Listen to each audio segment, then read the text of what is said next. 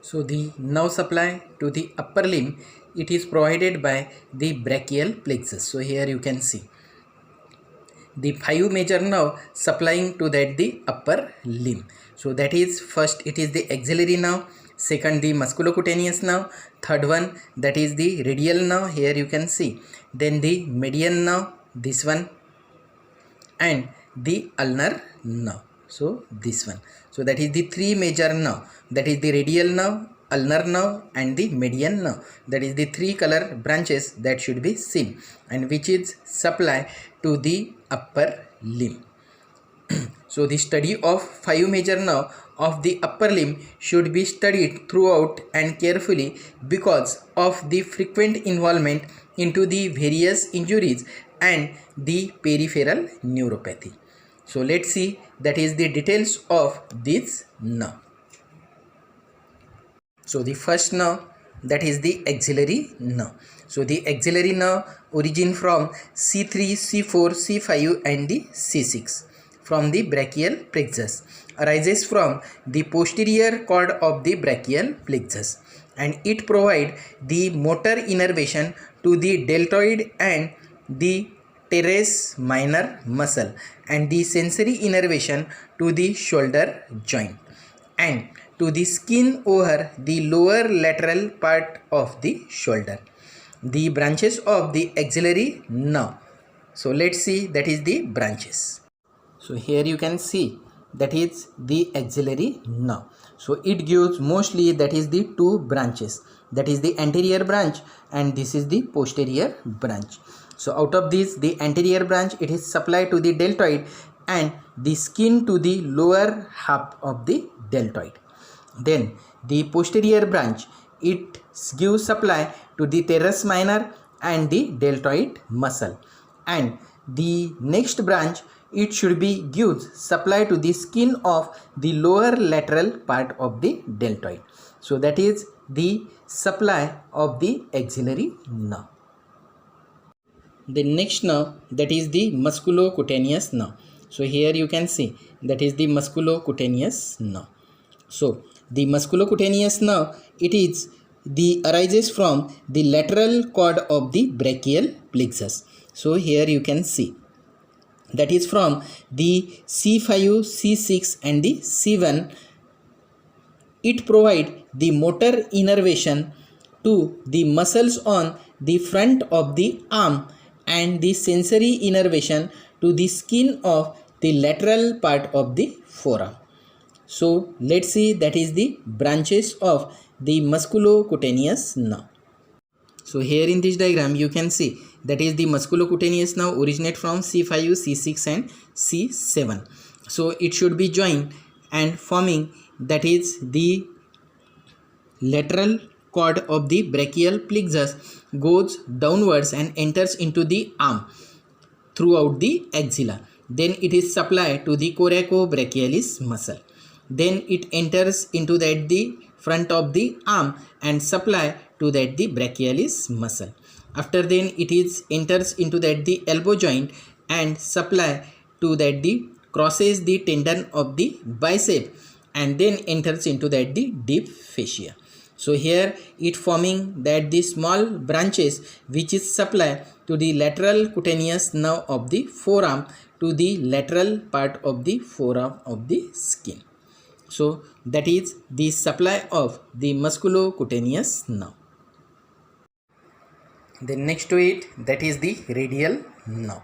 So the radial nerve, it is arises from the contribution of the posterior cord of the brachial plexus in the axilla. It is the largest nerve of the brachial plexus and it arises from the all roots of the brachial plexus, that is from C5, C6, C7, C8 and the T1, but the T1 it is not the constant. So in the axilla, here you can see that is the radial nerve lies posterior third part of the axillary artery and anterior to the muscle forming the posterior wall of the axilla. Then in the axilla, it gives the following branches. That is, first it is the posterior cutaneous nerve of the arm, then nerve to the long head of the tricep, and nerve to the medial head of the tricep. So here you can see these are the branches. After then, radial nerve that should be enters into that the arm at the lower border of the teres major muscle. Then it passes downwards, it goes downwards and enters on the spiral groove which is present on the posterior part of the humerus. So here you can see that is the spiral groove, and here it should be given that the following branches. First, that is the lower lateral cutaneous nerve of the arm, then the posterior cutaneous nerve of the forearm. So here in this diagram you can again see that is the radial nerve, and it gives that is the nerve to the lateral head of the tricep. Here that is the spiral groove, and here it gives that is the several branches. So first it gives that is the lower cutaneous nerve of the arm, okay? Then the second nerve posterior cutaneous nerve of the forearm, so this one. Then the next branch which is give that is the nerve to the lateral head of the tricep. Then the next that is the nerve to the medial head of the tricep. So here, okay. Then the next is that is the nerve to the anconeus. So these are the branches which is given here, that is the spiral groove. Then into that the lower end of the spiral groove, the radial nerve pierces the lateral muscular septum of the arm and enters into that the anterior compartment.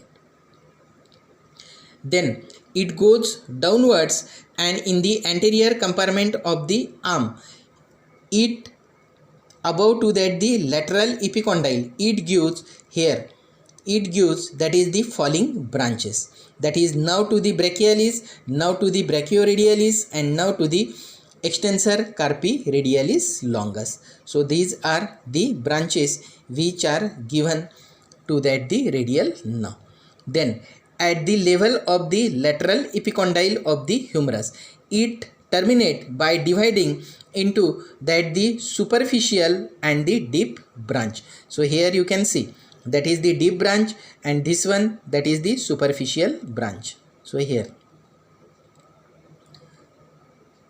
then in the cubital fossa, the deep branch supplies two muscle, that is the extensor carpi radialis brevis. So here this one, and the supinator muscle. So this one. So that is the deep branches supply. Then the superficial branch is also called the sensory, or it supply the sensory supply, which run downwards. So here that is the superficial branch, it comes downwards over the supinator, pronator teres, and flexure digitorum superficialis. Then it comes on the lateral side of the forearm, and above to that the 7 cm above to that the wrist, it enters into that the anatomical snuff box here, where it terminates into that the cutaneous branches and supply to the skin over the lateral part of the dorsum of hand and the dorsal surface of the lateral 3.5, this one 1 2 3.5 digit proximal to that the nail beds. So that is the course of the radial nerve. Then the clinical point related with that the radial nerve. So if the injury to that the radial nerve, it should be occurs. So that is the common place where that the injury is occurs, that is in the axilla here, and second one that is in the spiral groove. So whenever the injury should be occurs into that the axilla, so it may be occurs the symptom, that is the loss of extension of the elbow, then the loss of extension of wrist, the loss of extension of the digit, and the wrist drop. ठीक है. So here in that condition you can see that is the wrist drop. Here the patient is unable to extend that the wrist joint. Then the sensory loss, it should be occurs the small area skin over the posterior surface of the lower part of the arm and the narrow strip on the back of the forearm.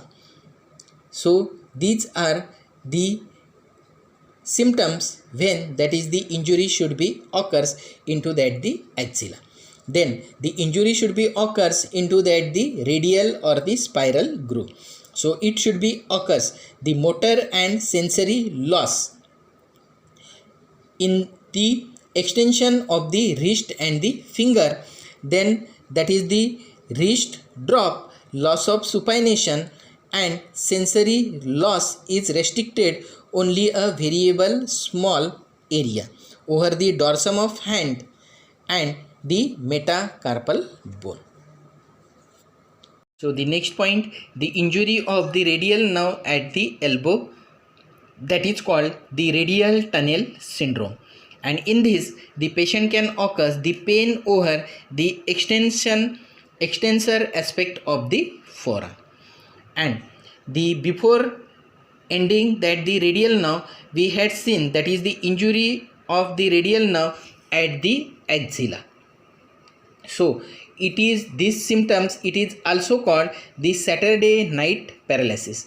That is in this here whenever that is the person is fall asleep with his one arm over the back of the chair. So here that is in the axilla, that is the part of the radial nerve that should be injured, and it can occur that is the different symptoms which are already seen.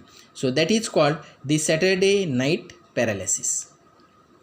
Then next to it, that is the injury should be occurs to the deep branch of the radial nerve, means that is called the interosseous nerve.